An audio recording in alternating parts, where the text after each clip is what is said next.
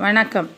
தமிழர்களின் பாரம்பரிய உணவுகளில் ஒன்றான உளுந்தங்களி எப்படி செய்வது என்பது பற்றி பார்ப்போம் வாங்க. இந்த உளுந்தங்களி அவ்வளவு சத்து வாய்ந்த உணவாகும். கருப்பு உளுந்தில் அவ்வளவு சத்துக்கள் நிறைந்த தானியமாகும். 1 டம்ளர் கருப்பு உளுந்தை எடுத்துக்கிறணும். 1/4 டம்ளர் பச்சரிசி எடுத்துக்கிறணும். இந்த ரெண்டையும் நல்லா கழுவிட்டு ஒரு அரை மணி நேரம் அதை ஊற வச்சிடணும். அது நல்லா ஊறின பிறகு வடிகட்டி எடுத்துக்கொள்ள வேண்டும். தண்ணி நல்லா வடிஞ்சிடணும்.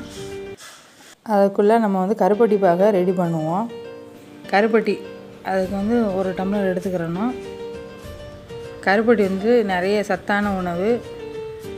உங்களுக்கு இனிப்பு இன்னும் அதிகம் தேவைப்பட்டுச்சுன்னா இன்னும் ஒரு அரை டம்ளர் கருப்பட்டி சேர்த்துக்கோங்க. இதுக்கு 1 டம்ளர் உளுந்து, 1/4 டம்ளர் பச்சரிசிக்கு 1 டம்ளர் கருப்பட்டி எடுத்துருக்கோம். இப்போ இந்த நல்லா தண்ணி வடிஞ்சதுக்கப்புறம் ஒரு ஸ்டவ்வில் கடாயை வச்சு அதை நல்லா அதில் கடாய் சூடானது வரை அதில் போட்டுறணும்.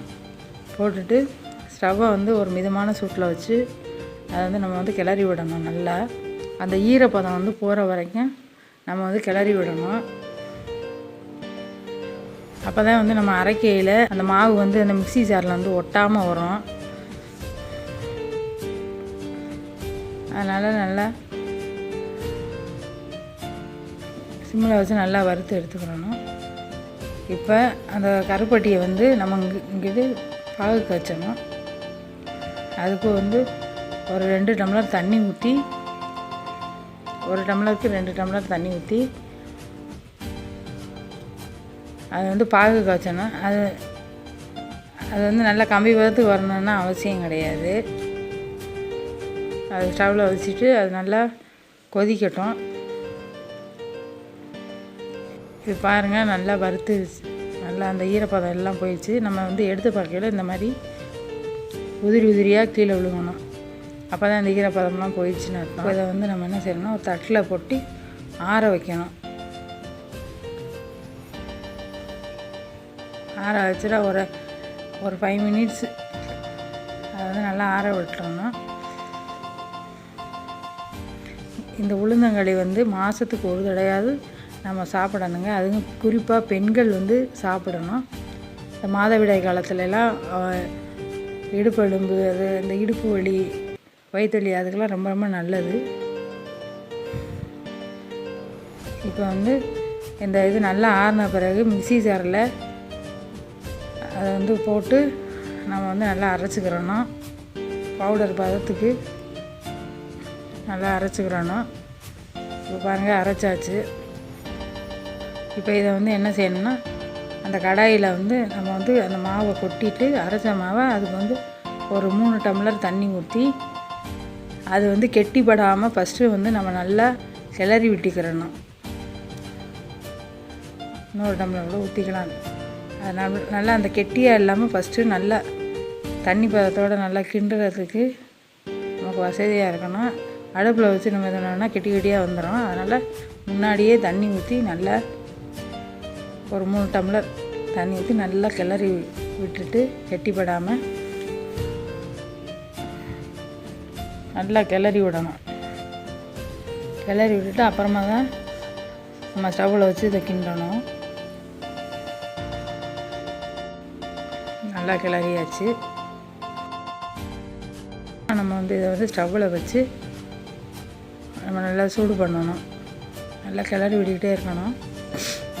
அந்த மாவு வேகணும். அந்த இது ஈரப்பதம்லாம் போய் நல்லா அதுங்க நல்லா கொஞ்சம் கெட்டியாக வரும். நல்லா மாவும் வேகணும்.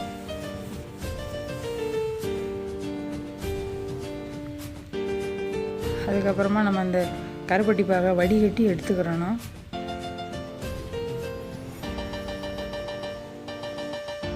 வடிகட்டி கம்பி பதத்துக்கு வரணும்னா தேவையில்லை.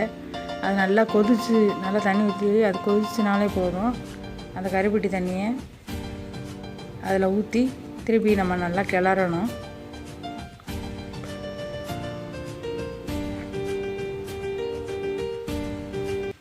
இது வந்து கருப்பு உளுந்து, கருப்பட்டி, இதெல்லாம் ரொம்ப ரொம்ப சத்தான ஒரு உணவாகும். இதில் வந்து இரும்பு சத்து நிறைய இருக்குது. அதனால் இதை வந்து கண்டிப்பாக எல்லோரும் ட்ரை பண்ணி சாப்பிட்டு பாருங்கள். உடம்புக்கு ரொம்ப ரொம்ப நல்லது. இப்போ பாருங்கள், நல்லா கிளறி விட்டோம். கீழே அடி பிடிக்காத அளவுக்கு நல்லா கிளறி விட்டுக்கிட்டே இருக்கணும். கருப்பட்டி இல்லாதவங்க நாட்டு சக்கரை போட்டுக்கோங்க. இப்போ இதுக்கு வந்து ஒரு 1/4 டம்ளர் நல்லெண்ணெய் ஊற்றுறேன் நான். கருப்பட்டி தண்ணி ஊற்றுனதும் ட்ரை ஆகிடுச்சு. இப்போ இது மேலே வந்து 1/4 டம்ளர் அளவுக்கு நல்லெண்ணெய் ஊற்றி திருப்பிக்கு வந்து கிளறணும்.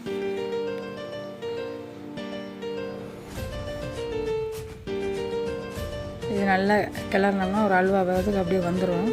நல்லா சட்டியில் ஒட்டாமல் வந்துடும். உங்களுக்கு தேவைப்படுச்சுன்னா முந்திரியை கூட வறுத்து நீங்கள் கடைசியாக அது மேலே போட்டு மிக்ஸ் பண்ணி சாப்பிட்டுக்கலாம். இது வந்து அவ்வளோ சத்தான உணவு. கண்டிப்பாக எல்லோரும் ட்ரை பண்ணி பாருங்கள்.